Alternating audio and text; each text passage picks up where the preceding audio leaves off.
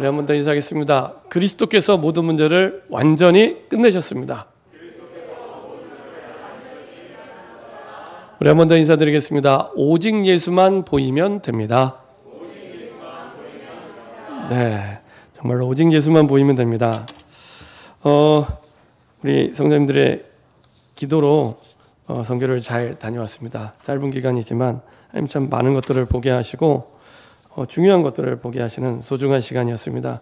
그동안 선교사님께서 선교지에 대해서 여러 가지 많은 얘기들을 해주셨는데 직접 가서 보니까 이렇게 그 퍼즐이 맞춰지는 것처럼 이렇게 그림이 맞춰지더라고요. 아, 선교사님이 말씀하신 그 지교의 현장이 여기였구나. 선교사님 말씀하신 그 사명자가 이분이었구나. 이게 한 분 한 분 이렇게 확인이 되고 그 다음에 이제 그렇구나. 여러 가지로 많이 실제적인 이제 응답들을 확인할 수 있는 그런 시간이었습니다. 특별히 감사한 것은 선교사님이 이제 선교 사역을 하시면서 많은 이제 중요한 제자들과 일꾼들이 세워졌는데요. 선교사님께서 그 말씀하시는 가운데 한 6명 정도의 이제 중요한 사역자들이 있는데 가운데 이제 2분이 이제 전도사님입니다. 2분이 전도사님이고 4분은 평신도 사역자들입니다. 이분이요, 선교사님이 그 한국에 나와 있는 동안에도 변함없이 일심전심 지속으로 얼마나 참 이렇게 선교지를 잘 사역하고 지켰는지 참 감사하더라고요. 참 이렇게 멋진 중심을 가진 제자들을 하나님이 모으셨구나. 그 가운데 우리 아까도 잠깐 인사했던 신라 전사님 같은 경우에는 참 귀하다 그런 생각이 들었습니다. 그 선교사님이 신라 전사님을 이렇게 자랑을 여러 번 하셨거든요. 그러니까 가서 보니까 자랑할 만하다. 참 좋은 하나님 기뻐하시는 이런 사역자구나 이런 생각이 들었습니다. 그래서 제가 이제 보니까 아까도 잠깐 이제 예배 인도하는 모습 이렇게 나왔는데 참 이제 예배 인도도 잘해요. 이제 주일날 이제 어린 예배를 이제 본인이 인도하는데 율동이면 율동, 찬양이면 찬양, 너무 잘해요. 그리고 나중에 이제 메시지 하는데도 이렇게 PPT를 쭉 아이들에게 설명하는데 잘해요. 물론 이제 따갈로그어였기 때문에 무슨 내용인지 저는 모릅니다. 잘해요.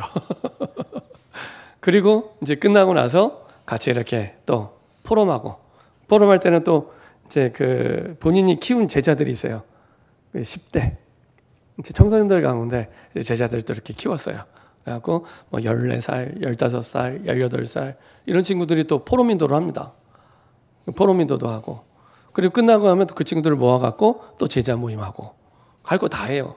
그래서 야, 잘한다. 참 귀하다. 찬양하다가 찬양도 하지만 기타도 치고 피아노도 치고 그래서 아니 기타랑 피아노는 저 어떻게 배웠다 했더니 독학으로 그냥 사역에 필요하니까 그냥 다 배운 거예요.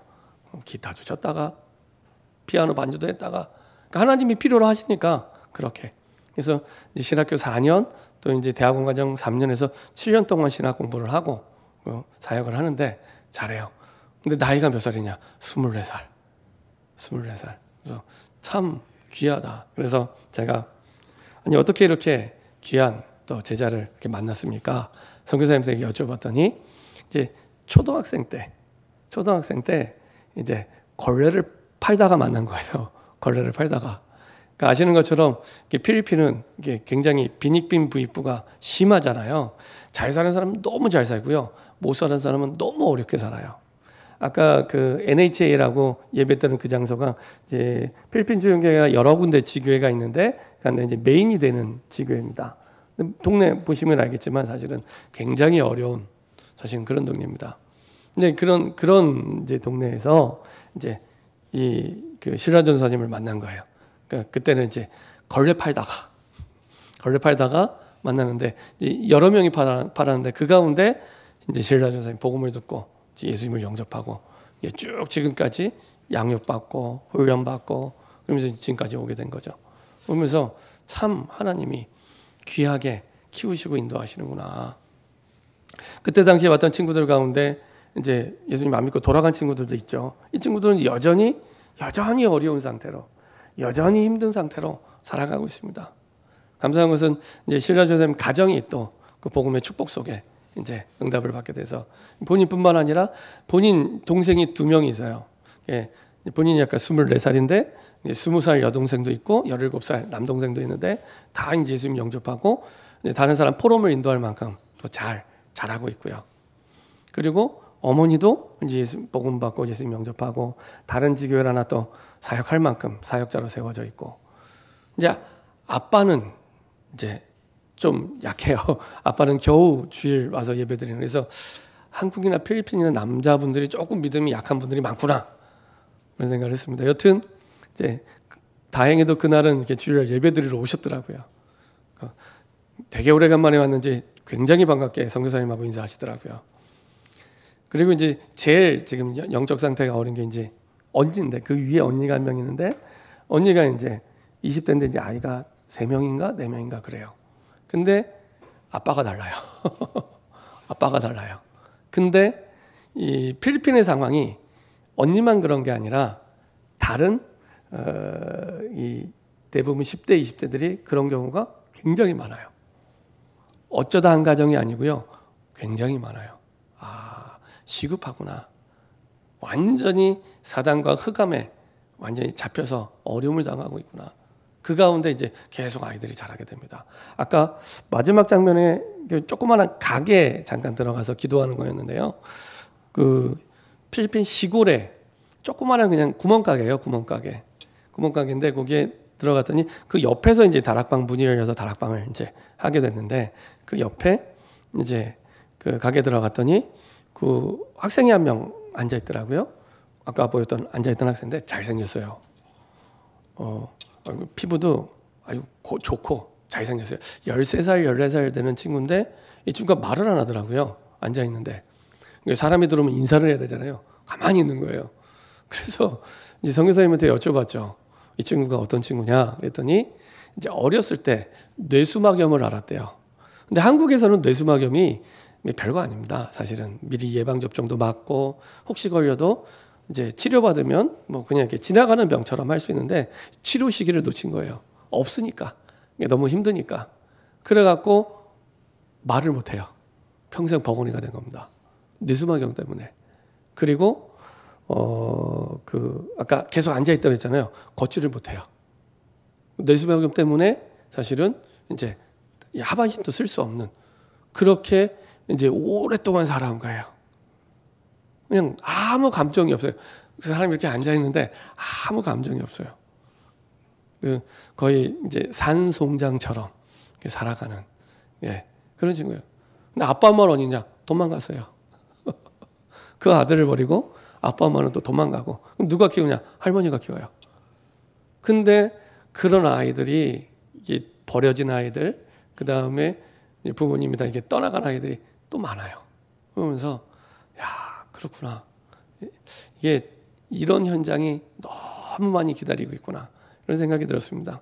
그 가운데 이제 신라 전사님 같은 또 복음 받고 쭉 자란 걸 보면서 느꼈던 것은 진짜 복음만이 살 길이구나. 복음만이 살 길이구나. 복음이 아니면 바꿀 수 없다. 아시는 것처럼 필리핀은 6.25 때 우리나라를 도와준 나라입니다. 우리나라를 도와준 나라예요. 6.25 때 우리나라보다 3배 잘 사는 나라입니다. 필리핀이. 그리고요, 잘 살 수 있는 조건이 너무 많아요. 필리핀은. 일단 1년에 추수를 3번 해요. 1년에 추수를 3번 해요. 추수를 3번 하는데 쌀을 수입해요. 베트남에서 수입하고 중국에서 수입하고 수입을 해요. 1년에 산모작을 할 수 있는데 너무 이상하잖아요. 자원도 많아요. 자원도 많은데. 그래서 이렇게 참 차를 많이 타고 움직였는데, 차 타고 돌아다니면 빈 땅 노는 땅이 너무 많아요. 아니, 그 쌀을 수입할 정도가 되면은 뭔가 좀 경작도 하고 뭐 재배도 하고 뭐 그래야 되는데 다 놀아요. 땅이 다 놀고 있어요. 그것도 다 수입해요. 이상하잖아요.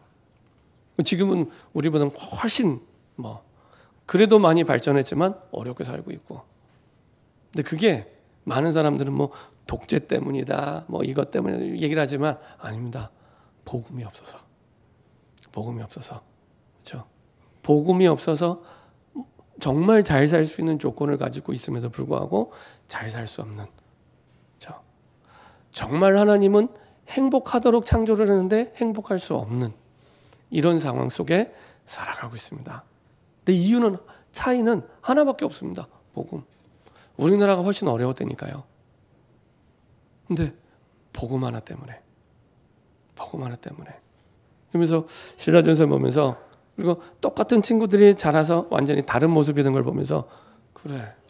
만약에 처음 초등학생 때 이 친구가 걸레 팔러 왔을 때 야, 걸레 팔아서 어떻게 먹고 살 수 있겠어? 돈 많이 벌려면 다른 걸 해야 돼. 라든지 야, 걸레 팔고 어떻게 공부나 제대로 하겠어? 공부를 열심히 해야지. 나중에 내가 커서 걸레를 안 팔지. 그 어떤 것도 답이 될 수 없습니다. 복음이 아니면 그 어떤 것도 답이 될 수 없습니다. 물론 돈도 벌고 공부도 하고 해야죠. 우선순위가 바뀌면 안 됩니다.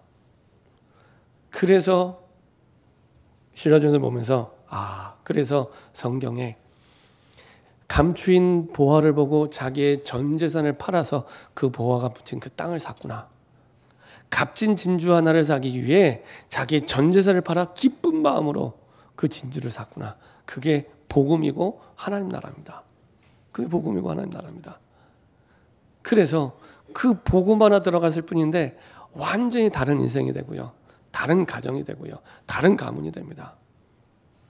예수님이 지금 마태복음을 통해서 계속 하시는 말씀의 흐름이 한 가지입니다.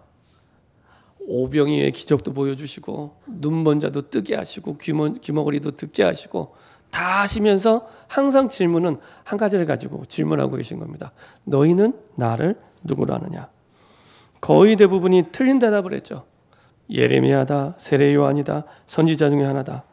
대부분 그 답이 어디서 나오냐? 자기의 습관 속에서, 자기의 사상, 생각 속에서 나온 대답. 성경 속에서 나온 대답이 아닙니다. 성경 속에서 나온 대답이 아니라 자기 그냥 습관대로, 형편대로, 사상대로, 생각대로. 그렇죠? 그 대답입니다. 그리고 제자들에게 질문하죠. 너희는 나를 누구라 하냐? 그때 정확하게 대답을 합니다. 주는 그리스도시요 살아계신 하나님의 아들이시나. 흔들릴 수 없는 반석의 축복. 그렇죠? 하나님의 자녀가 되면요 이미 그 축복이 와 있습니다. 흔들려야 되는데 신라전사님 같은 경우에 너무 여러 가지 안 좋은 환경 속에서 막 흔들려야 되잖아요. 흔들려야 되는데 흔들릴 수 없는 반석의 축복. 그리고 하나님의 자녀로서 당연히 음부의 권세를 이길 수 있는 권세. 그리고 어디를 가나 하나님의 나라가 임할 수 있는 천국 열쇠. 이것을 처음부터 주셨습니다. 그 권세를 사용하기만 하면 누리게 되죠. 그래서 내가 그리스도를 주로 고백하는 그 순간 모든 게 끝나는 겁니다. 끝. 우리가 매주마다 인사드리는 이유. 진짜 끝났는데 잘 안 믿으니까. 그래서 잊지 말라고 매주 인사를 하는 겁니다. 끝났습니다. 어떤 문제도 어떤 상황도 내가 그리스도 안에 있다면 끝. 그래서 시험들 일이 많이 있지만 시험 들지 말아라. 낙심할 일이 많이 있지만 낙심하지도 말아라. 오해할 일이 많지만 오해하지도 말아라. 그리스도로 끝났기 때문에. 그럼요. 지난주 주신 말씀대로 진짜 문제를 바라보면 문제가 보이는 게 아니라 오직 예수가 보이기 시작합니다. 낙심할 일을 만나면 낙심하기 힘든 그 어려운 문제가 내 마음을 누르는 게 아니라 오직 예수가 보이게 됩니다. 그렇죠? 오해할 일이 생기면 오해하고 갈등하고 싸우는 게 아니라 오직 예수가 보여지기 시작합니다. 우리 삶을 바라보는 눈이 바뀌기 시작합니다. 오늘 말씀을 보면 제자들이 이전에 지난주까지는 이제 산에서 예수님의 말씀을 듣고 말씀을 받다가 내려오게 된 겁니다. 우리가 읽지 않았지만 마태복음 17장 9절에 보면 그들이 산에서 내려올 때 이렇게 얘기합니다. 이제 산에서 다시 한번 오직 예수를 이제 딱 보고 이제 내려온 거예요. 다시 말하면은 현실로 내려온 겁니다. 현실로. 우리가 주일날 예배 드릴 때는 그렇지, 맞아, 오직 예수, 예수는 그리스도, 모든 문제 끝났지 했다가 이제 예배 마치고 다시 각자 현장으로 현실로 돌아가게 됩니다. 지금 제자들이 현실로 다시 돌아가게 됩니다. 돌아갔는데 여전히 안 바뀐 거예요. 그래서 마태복음 17장 14절에 사건을 통해 다시 한번 예수님이 똑같은 부분을 다시 한번 깨닫게 돕습니다. 그들이 무리에게 이르매 한 사람이 예수께서 꿇어 엎드려 이르되 주여 내 아들을 불쌍히 여기소서 그가 간질로 심히 고생하여 자주 불에도 넘어지며 물에도 넘어지는지라. 그러니까 우리 현장에는 이런 문제가 너무 많이 있습니다. 특히 오늘 봤더니 이 마태복음 17장 14절 15절에 나와 있는 이 간질이 있는 아들의 부모의 마음은 얼마나 안타깝겠습니까? 간질하시죠? 언제 쓰러질지 몰라요. 막 불에도 넘어지고 물에도 넘어지고 언제 쓰러져 빠져 죽을지 모르는 겁니다. 이번에도 보니까 그 폭우가 왔을 때 주차장에 갇혀갖고 이제 모자가 죽게 됐는데 아들이라도 15살 된 아들이라도 살려보내기 위해 주차장 밖으로 내보냈는데 오히려 엄마가 살고 아들이 죽었어요. 네, 오히려 엄마가 죽고 아들이 살았어요. 그러면서 나중에 이제 본인이 이제 정신을 잃었다가 깨서 보니까 이제 아들이 없는 거예요. 그래서 그 아들 장례식장에서 이렇게 실신하고 뭐 쓰러졌다 그러더라고요. 얼마나 하늘이 무너지고 안타깝겠습니까? 여기 나와 있는 부모의 심정이 그런 심정입니다. 아들 한 명이 있는데 좀 건강하게 자랐으면 좋겠는데 간질이라는 병에 걸려서 불치병이죠. 고칠 수 없는 불에도 물에도 언제 죽을지 모르는 인생을 하루하루 살아가는 그런 상황의 아들입니다. 이 아들을 제자들이 고칠 수 없는 상황 속에서 예수님께 데리고 옵니다. 이때 예수님이 책망하시죠. 17절에 예수께서 대답하여 이르되 믿음이 없고 패역한 세대여 내가 얼마나 너희와 함께 있으며 얼마나 너희에게 참으리요 그를 이리로 데려오라 하시니라. 이쯤 되면 제자들이 눈치를 채야 됩니다. 근데 여전히 예수님이 답을 주었는데도 못 깨닫죠. 그래서 어리석은 질문을 또 예수님께 합니다. 19절에 이때 제자들이 조용히 예수께 나와 이르되 우리는 어찌하여 쫓아내지 못하나이까. 아니 답을 미리 주셨잖아요. 믿음이 없고 패역한 세대. 믿음이 없어서 못 고친 건데 답을 줬는데도 영적 상태가 그만큼 어렵다 보니까 못 깨닫는 거예요. 다시 또 우리 친절한 예수님이 다시 또 설명해 주십니다. 이르시되 너희 믿음이 작은 까닭이니라. 진실로 너희에게 이르노니 만일 너희에게 믿음이 겨자씨 한 알만큼만 있어도 이 산을 명하여 여기서 저기로 옮겨지라 하면 옮겨질 것이요 또 너희가 못할 것이 없으리라. 겨자씨 한 알만한 믿음이 있어도, 겨자씨 아시죠? 겨자씨를 직접 보니까 정말 눈에도 잘 안 보일 만큼 조그마한 쌀알 크기만이라고 할까요? 정말 작아요. 근데 나중에 큰 나무가 됩니다. 큰 나무가 됩니다. 다시 말하면 생명이 있는 겨자씨 같은 이 믿음이 우리에게 있다면 나중에 우리가 상상할 수 없는 믿음의 열매, 믿음의 응답들을 반드시 보게 되고 확인하게 됩니다.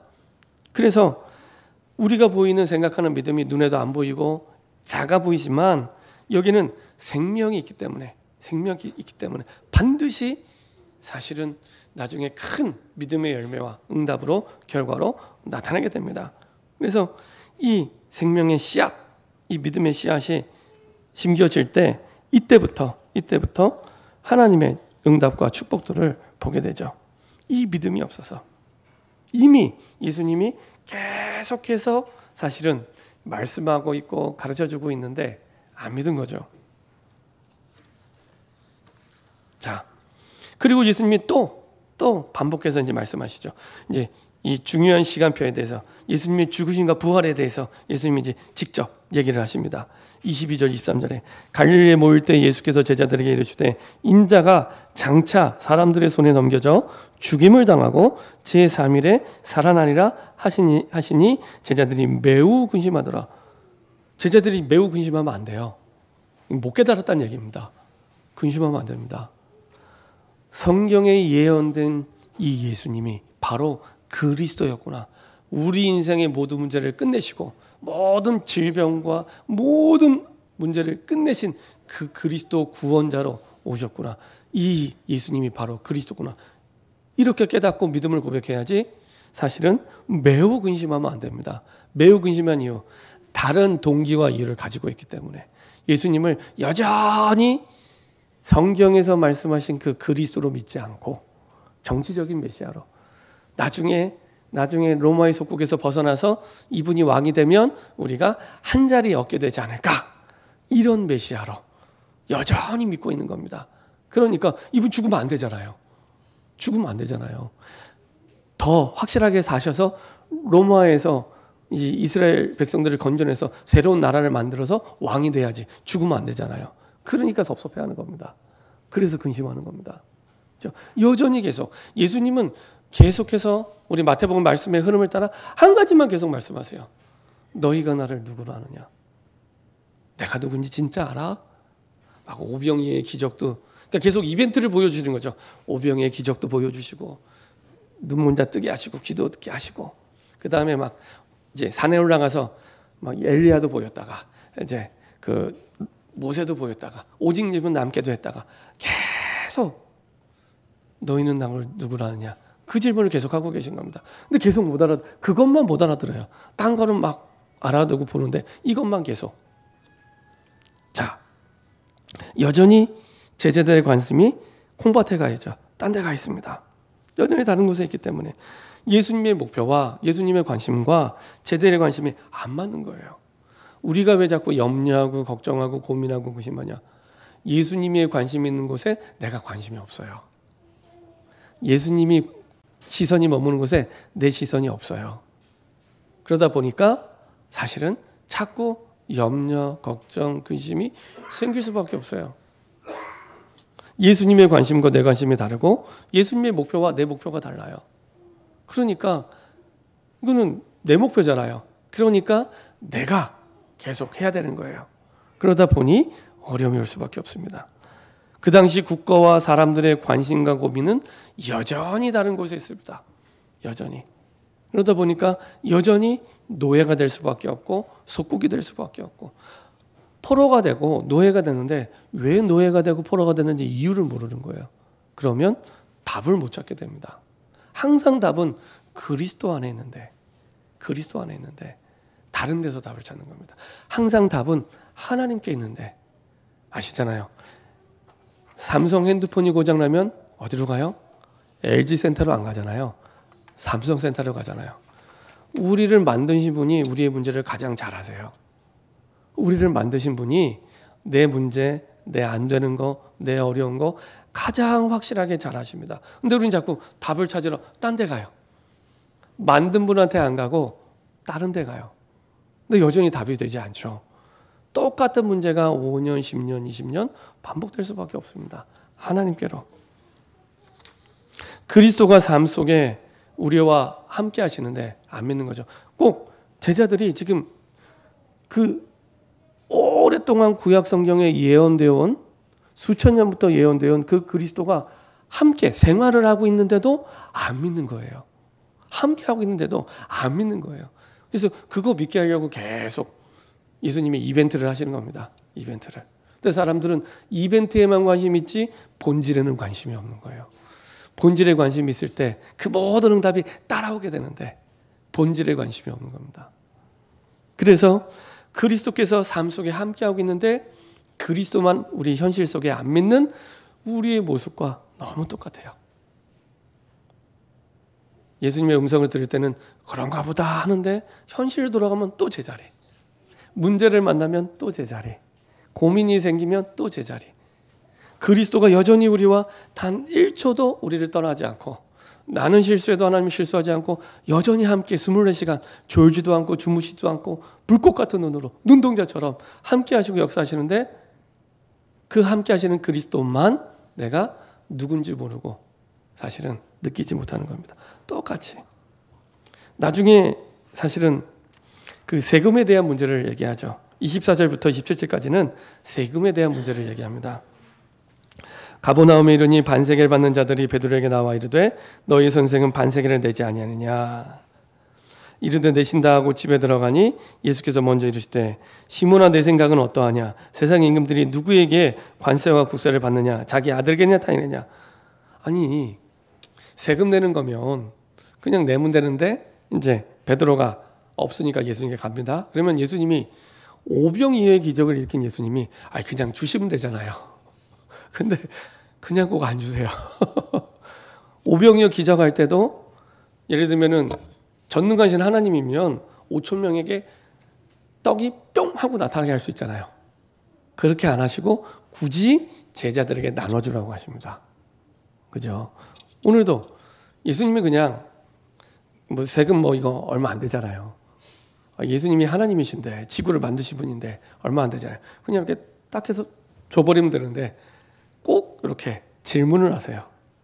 시몬아, 내 생각은 어떠하냐? 세상 임금들이 누구에게 관세와 국세를 받느냐? 자기의 아들에게냐 타인에냐? 야, 임금들이 세금 받을 때 아들에게 세금 받냐? 다른 사람의 세금 받냐? 이 얘기를 하는 겁니다. 베드로가 너무 이제 당연한 대답을 하죠. 베드로가 이르되 타인에게니이다. 그렇죠? 왕이 왕자에게 세금 안 받습니다. 타인에게니이다. 예수께서 이르되 그렇다면 아들들은 세를 면하리라. 그러나 우리가 그들이 실족하지 않게 하기 위하여, 역시 믿음을 말씀하시죠. 실족하지 않게 하기 위하여 내가 바다에 가서, 베드로가 할 수 있는 제일 쉬운 방법, 어부였잖아요. 내가 바다에 가서 낚시를 던져 먼저 오르는 고기를 가져 입을 열면 돈 한 세겔을 얻을 것이니 가져다가 나와 너를 위하여 주라 하니라. 참 베드로가 하도 못 깨닫으니까 각인시키는 방법도 여러 가지입니다. 바다에 가서 낚시를 던져서 고기가 한 마리 물을 거야. 그 고기 뱃속을 열면 세금이 있어. 그거 갖다네. 굳이 이렇게 복잡한 방법을 하십니다. 그렇죠? 사실 이 세금이 어떤 세금이냐면 성전세입니다. 성전세. 이거는 사실은 그 당시에 로마에 바치는 세금은 아니었고요. 그 이스라엘의 성전에 내는 세금. 근데 예수님이 누구세요? 성전 대신, 성전의 본체 대신 예수님이잖아요. 그래서 그 뒷부분에 보면은 저거 헐어라. 내가 사흘 만에 다시 지을게. 이렇게 말씀하시네요. 본인이 왕으로 오셨고 성전으로 오셨는데 세금을 안 내셔도 돼요. 안 내셔도 되는데 내라는 겁니다. 내라는 겁니다. 이게 실족할 수 있기 때문에. 그러면서 그것을 베드로에게 가서 내라 네가 이렇게 얘기합니다. 그러면서 예수님이 누구인지를 또 얘기해 주는 거예요. 베드로는 계속 예수님이 말씀하시는데 계속 사실은 잘 못 깨닫는, 계속 예수님으로 오신 그분이 그리스도이심을 계속 말씀하고 계신 거예요. 이 베드로에게 잊지 말라고 계속 말씀하고 계십니다. 그리고 사실은 이 세금 내는 문제, 이거 굉장히 그 당시 사람들에게는 중요한 문제고 사람들은 중요하게 생각한 문제인데 이거 중요하지 않아. 그냥 내고 와. 이렇게 하는 겁니다. 정말로 그리스도의 답이 나고 끝이 나면 많은 사소한 문제가 문제 아니었구나라고 깨닫게 됩니다. 문제 아닌데 내 생각, 내 마음을 여기에 다 빼앗기고 이게 진짜 중요한 문제처럼 그렇게 생각을 하고 사실은 진짜 중요한 그리스도의 그 축복을 못 누리는, 그래서 사실은 사소한 부분인데 세상 그 당시 사람들 볼 때는 이제 중요한 부분이죠. 세금을 내는 부분이기 때문에, 그것도 성전세이기 때문에. 근데 내라고 하고 계속해서 내가 누구인지를 말씀하고 계십니다. 결론입니다. 그리스도께서 여전히 우리와 단 1초도 내가 실수해도 하나님은 실수하지 않고 우리와 함께 하십니다. 이게 우리의 영적 현주소입니다. 그리스도 안에. 그래서 뭘 하기 원하냐? 우리에게 주신 복음, 그리고 그냥 복음이 아니죠. 오직 복음으로 세상을 살리고 오직 복음으로 후대를 살리는 그 교회의 축복을 누리기 원하십니다. 그렇죠? 그래서 우리가 지난주에 오직 예수만 보이더라. 내게 그것을 보이신 이유는 그 오직 복음으로 세상을 살리라고. 그렇죠? 세상 살릴 수 있는 다른 길이 없어. 이거를 계속 말씀하고 있습니다. 사람이 바뀔 수 있는 다른 길이 없어. 사람이 승리할 수 있는, 문제를 해결할 수 있는 다른 길이 없어. 이 길만이 살 길이야. 오직 그리스도. 이거를 계속 베드로가 깨닫든지 못 깨닫든지 계속 말씀하십니다. 그래서 원하시는 게 뭐냐? 오직 복음으로 세상을 살리고 오직 복음으로 우리 후대를 살리는 그런 교회, 그런 증인으로 서기로 합니다. 그러려면 삶 속에서 나를 살리는 집중 속으로 들어갈 때 그때부터 시작이 됩니다. 교회와 현실과의 그 차이가 뭐냐? 하나님이 원하시는 것에 집중할 수 없기 때문에 현실만 바라보이는 거거든요. 그래서 내 삶의 현장으로 돌아가서도 하나님이 원하시는 것에 집중할 수 있도록, 하나님이 원하시는 복음과 말씀에 집중할 수 있도록 조금 기도를 시작하시면 됩니다. 자, 이렇게 기도하시면 됩니다. 아침에 눈을 뜨시면 잠깐만 한 1분만 눈을 감고 한번 기도하세요. 하나님, 나를 구원해 주심을 감사합니다. 오늘도 하루 내 삶을 통해서 하나님이 최고의 영광 받아 주시고 예수가 그리스도심이 드러나고 증거되게 하여 주옵소서. 조금 기도합니다. 이 일을 두고 위에서 주시는 힘을, 보좌의 능력을 나에게 허락하여 주옵소서. 그래서 오늘 내가 가야 될 현장, 내가 오늘 만나는 사람을 두고 잠깐 기도하시면 됩니다. 1분만 하셔도 됩니다. 눈 감고 편안하게. 그리고 이제 아침에 바쁘니까 여러 가지 준비하겠죠. 뭐 씻기도 하고 식사도 하시고, 그러면서도 계속 그 기도 속에서 쭉 한번 해보세요. 내가 그냥 살아가는 것과 아침에 일어나서 시작을 기도하고 기도 속에서 하는 것과는 차원이 다릅니다. 지금 이렇게 예배를 다 같이 드리고 있잖아요. 기도 속에서 내가 예배를 드리는 것과 그냥 예배를 드리는 것과는 나중에 깨닫는 게 달라지고 그리고 응답이 달라집니다. 자, 그리고 낮 시간입니다. 활동하는 시간에 눈에 보이는 것, 귀에 들리는 것, 여기에 하나님이 내게 원하시는 의미를 찾는 기도가 될 수 있도록. 예를 들면 우리가 이 자리에 와 있는데 세상에 많은 자리에 내가 갈 수 있는데 하필이면 주일날 내가 이 성전에 하나님 내가 왜 와 있습니까? 한 번만 질문해도 됩니다. 많은 자리에, 다른 자리에, 더 재밌는 자리에, 즐거운 자리에 갈 수 있는데 왜 내가 이곳에 있습니까? 한번 질문해 보세요. 저와 여러분들이 좀 교회를 오래 다닌 분들 같은 경우에는 습관적으로 할 수 있습니다. 아까 그 예수님에 대한 질문에 바리새인들과 유대 사람들, 서기관들은요 습관적으로 대답을 했어요. 습관적으로, 그죠? 내 생각 속에는 나온 거 가지고 대답을 했습니다. 말고 하나님 우리에게 새로운 날과 새로운 주의를 주셨는데 조금만 의미를 담고 질문하시면 새로운 응답이 시작됩니다. 그때 하나님의 말씀과 연결해서 생각을 해보세요. 자, 밤에 모든 일을 마쳤을 때입니다. 모든 일을 마치고 내가 자리에 누웠을 때, 그때 조금 내가 하루를 돌아보면서 다시 한번 하나님 주신 힘을 얻을 수 있도록 기도하시는데, 이때는 하루 가운데 힘든 일, 어려운 일이 있을 겁니다. 그 부분을 두고 내가 답을 찾는 기도가 시작될 수 있도록. 그는 열심히 기도하다는 얘기가 아니라 이미 하나님이 준비된 답이 이미 있습니다. 내가 그리스도 안에 있다면 나에게 와 있는 모든 문제, 상상할 수 없는 항상 더 좋은 답이 준비되어 있습니다. 그래서 찾으라고 하고 구하라고 하고 두드리라고 말씀하신 겁니다. 그래서 그걸 찾는 시간입니다.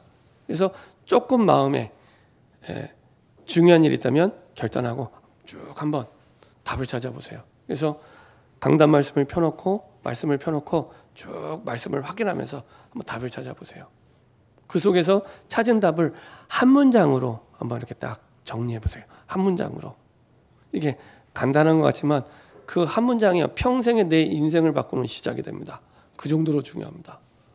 그래서 내가 하루하루 살아갈 때 아침의 시간, 낮 시간, 그리고 밤 시간을 조금씩 하다가 안 돼도 정상입니다. 보통 불신자들이요, 좋은 습관을 들이는데 보통 6개월이 걸립니다. 빨라야 2, 3개월이고요. 6개월이 걸립니다. 그래서 많은 사람들이 얘기하잖아요. 작심삼일이라고. 작심삼일이라도 괜찮습니다. 그게 1년 동안 지속이 되면요, 1년 동안 100번 이상 할 수 있습니다. 작심삼일도. 그렇죠? 포기만 안 하면 됩니다. 그래서 쭉 한번 길게 호흡하시면서 쭉 한번 지속을 해보세요. 그럼요, 완전히 바뀐 자리에 바뀐 응답 속에 내가 있음을 깨닫게 됩니다. 특별히 하나님의 자녀를 나는 삼아주셨기 때문에 자녀의 신분에 맞는 권세를 가지고 기도를 하시기 바랍니다. 혹시나 여러 가지 어려운 부분, 안 바뀌는 부분, 고민되는 부분이 있다면 그 부분을 두고 권세를 가지고 기도하세요. 특별히 빌립보서 2장 10절에 하늘에 있는 것이나 땅에 있는 것이나 땅 아래 있는 모든 것을 무릎 꿇게 하신 예수의 이름으로 명하노니 내 연약함이 치유되게 하여 주옵소서. 이렇게만 기도하셔도 됩니다. 아픈 부분이 있다면 아예 손을 얹고 기도하셔도 돼요. 내가 예수 이름 부를 때 예수의 능력과 권세로 반드시 역사하십니다. 이걸요 매일 해보세요. 매일. 어느 날 내가 응답의 자리에 와 있는 걸 보게 됩니다. 이렇게 응답을 받는 저와 여러분 되기를 소원합니다. 기도하겠습니다. 주님 감사합니다. 끊임없이 예수님이 누구인지를 질문하고 답을 기다리는 그 예수님이 우리에게도 질문하고 계시는데 여전히 우리의 삶 속에 함께 하시는 그리스도를 고백하며 누리는 증인되게 하여 주옵소서. 오직 복음으로만 나를 살릴 수 있고 오직 복음으로만 세상을 살릴 수 있고 오직 복음으로만 모든 사람을 변화시킬 수 있고 바꿀 수 있는데 그 오직 복음이 나의 복음 될 수 있도록 내 삶 속에 나를 살리는 집중 속으로 들어가게 허락하여 주옵소서. 그 복음으로 나를 살리고 그 복음으로 세상을 살리고 그 복음으로 우리 후대를 살리는 증인 되게 하여 주옵소서. 감사드리며 주 예수 그리스도의 이름으로 기도합니다. 아멘.